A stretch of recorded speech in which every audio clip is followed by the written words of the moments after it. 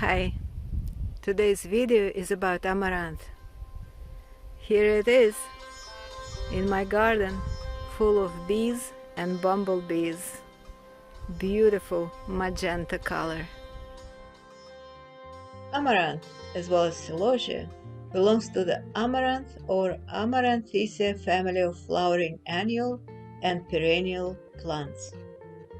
It is truly a cosmopolitan family of plants, as it is spread widely across all continents except Antarctica, occupying a wide variety of climate zones from tropical lowlands to the slopes of Himalayas. Many species of this family are endemic, meaning native and restricted to certain regions of the world. Humankind has been engaged in a relationship with lots of different plants of the amaranth family for centuries, cultivating them as food. You might be surprised that besides the obvious amaranth seeds, the other very familiar foods such as spinach, beets, and chard also belong to the amaranth family. Widespread in the amaranth is the occurrence of maroon, red, and yellow class of pigments called betalains.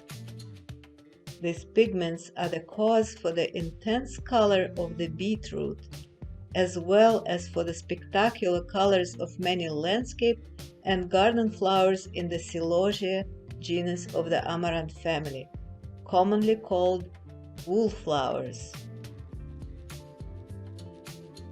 Another interesting, I'd say fascinating phenomenon that occurs in the Celosia plants is called fasciation.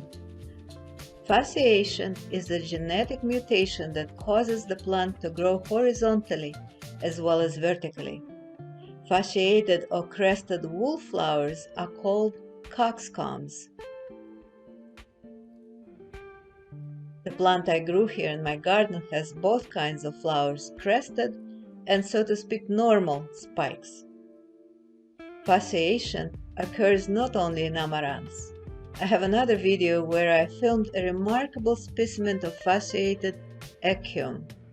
The link is above if you want to learn about that one.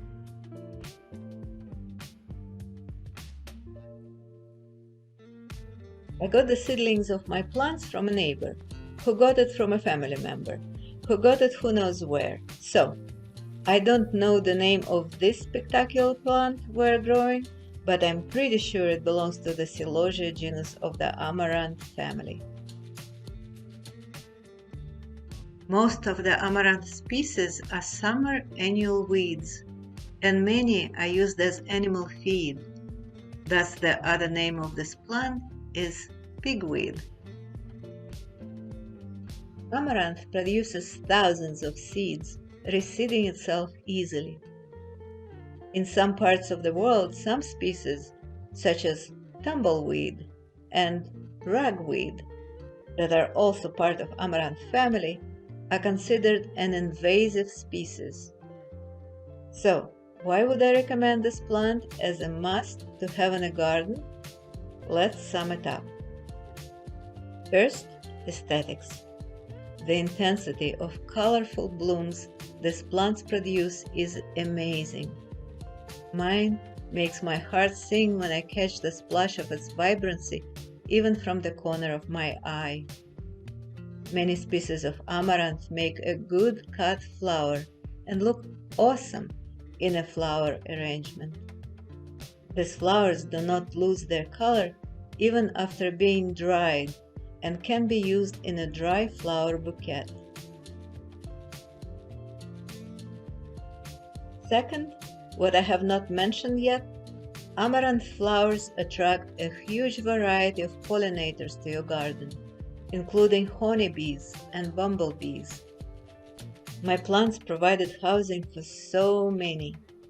At the end of the season, I was surprised that so many bumblebees chose to stay overnight on the flowers, grasping onto them in search of protection from the colder autumn weather. Next, amaranths make good, nutritionally rich food.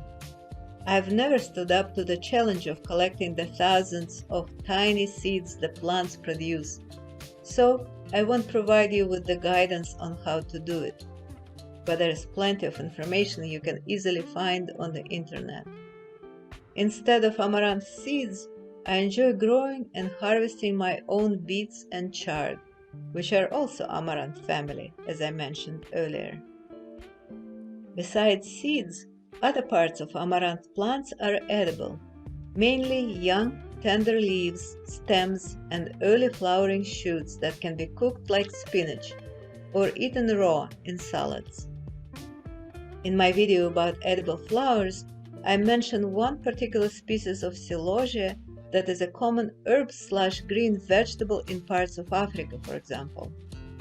Follow the link above to learn more about edible flowers you could grow in your garden. Not surprisingly, what's good food for humans is also good food for herbivore animals and birds. Leave pigweed for foraging cattle, but if you got chickens or caged rabbits, for example, you can always count on your amaranth plants for providing them with fresh, green food. I hope this video inspires you to look into a huge variety of amaranth plants out there and choose some to grow in your garden. Thanks for watching. Like this video and subscribe if you want to keep browsing my channel for more videos about growing and cooking plants.